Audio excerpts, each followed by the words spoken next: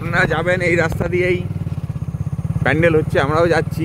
রাস্তার কি অবস্থা, মানুষ ঠাকুর দেখতে যাবে কি করে? পুজো প্যান্ডেলের জন্য যে থিমস করেছে যাবে কি করে? তার আগেই হাত পা ভেঙে উল্টে পড়ে থাকবে। রাস্তা অবস্থা দেখুন, প্রশাসনের কোনো গুরুক্ষেপ নেই।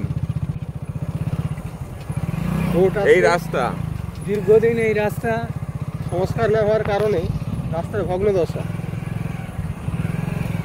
দুর্গা পূজায় উৎসব পড়ে গেলে যদি পা হাত ভাঙে কি হবে? সামান্য বৃষ্টি, অতিবৃষ্টিতে এই রাস্তার অবস্থা একবার 12টা বেজে গেছে। এই 12টা বাজা রাস্তার উপর দিয়েই সাধারণ মানুষকে বাঙালির শ্রেষ্ঠ উৎসব দুর্গা উৎসব সেই গোপীনাথপুরের স্বস্তিকা কালচারের পুজো মণ্ডপে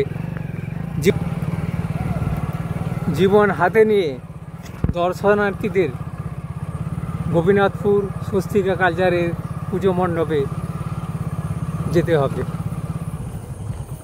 দীর্ঘদিন এই রাস্তা বেহাল,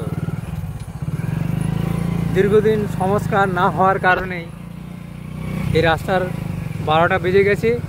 এখানে যারা প্রশাসনিক প্রধান এই বিষয়ে কোনো গুরুত্ব দেননি।